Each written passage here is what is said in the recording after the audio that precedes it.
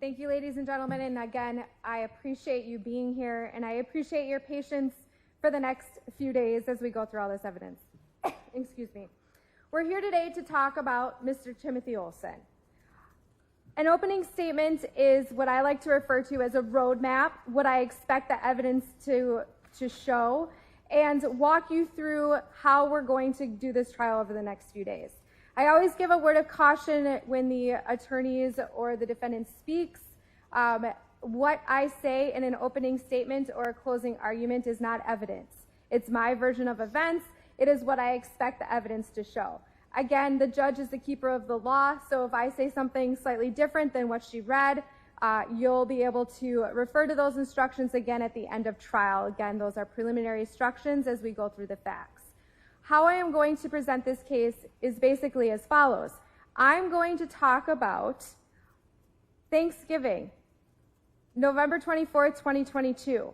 I'm going to start with an individual who saw someone waving out the window of a white vehicle. This individual, his name is Michael Four. He thought this was so unusual and odd. He said maybe there's an emergency vehicle. He called 911. He was not the only 911 caller. This was in Greenfield, and at this area, officers arrived and they met a woman named Betty Hanel. Ms. Hanel at the time was disheveled.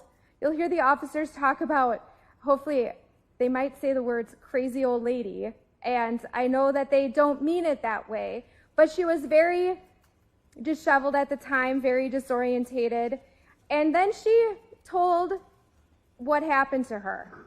What happened to her started on November 23rd, 2022, the day before, at approximately 2:33 p.m., 2:30 or 3 at Casa de Giorgio in Franklin. She goes to this restaurant on a semi-regular basis, usually on Wednesdays. Ms. Hanel will tell you, because she takes care of her brother. She goes to visit her brother. She goes to Casa de Giorgio. She has a glass of wine. She sits at the bar and she reads from her notebook. She used to visit this establishment with her husband, and she knows the owner and the bartender, Rex Adrizi. Rex Adrizi makes small talk with Ms. Hanel, and then Ms. Hanel notices an individual that comes up next to her, also chatting with her. And that individual calls himself Mario, and what the evidence will show is that was actually Mr. Timothy Olson. Betty chats with Mr. Olson, has her glass of wine, reads in her book, and then leaves at about 3 p.m., goes to her car, puts her items in the passenger seat, and then gets into the driver's seat. As she's getting into the driver's seat, Mr. Olson gets into that passenger seat. Mr. Olson tells Ms. Hanel he has a gun and to drive. Objection, Your Honor. This is opening. Okay, She's misleading the jurors. All right, Mr. Olson, this is opening. So there's no arguing during opening. State, please continue.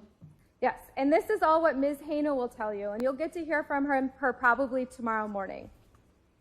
Ms. Hanel will tell you how she is 79 years old.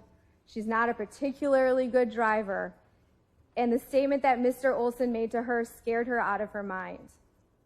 She drove while being berated.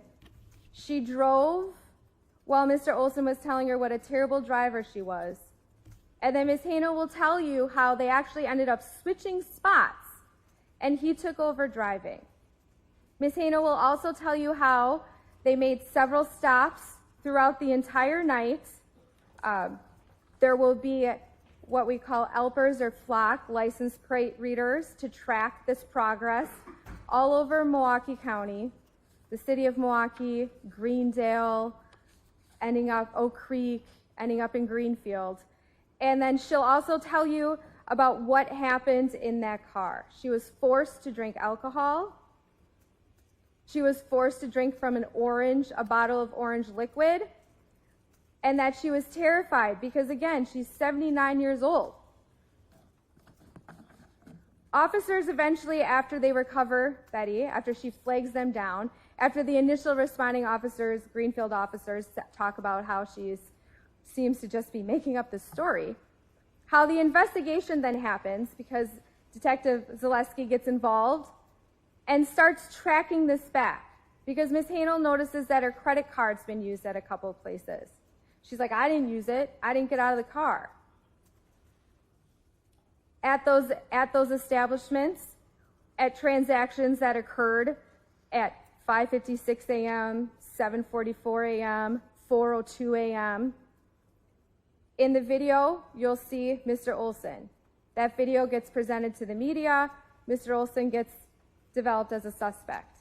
Again, Mr. Olson then gets taken into custody on November 29th, 2022 in the city of Franklin. Why that's important is around that time as well, 2 individuals then report that, one, that their garage was burglarized. That garage, a bike was taken from that garage. Mr. Olson was riding that bike when he was first spotted by Franklin officers. And then 2, an RV was also burglarized. That RV no one had used that recreational vehicle in the front yard of this residence for several months. It was locked up, it was winterized, but the evidence will show that there were signs of use, that someone perhaps was living there. And when Mr. Olson is taken into custody, items for this recreational vehicle were found on his person, including a key to an electric bike, shampoo and conditioner, and a knife that the owner will identify as being found in that recreational vehicle.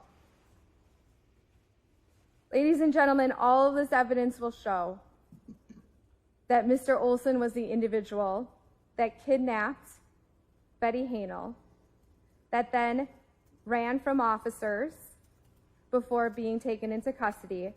And then when he was arrested, he had not only items from that garage and this recreational vehicle on his person or in recent possession, but he also had Betty Hanel's credit card in his left pocket.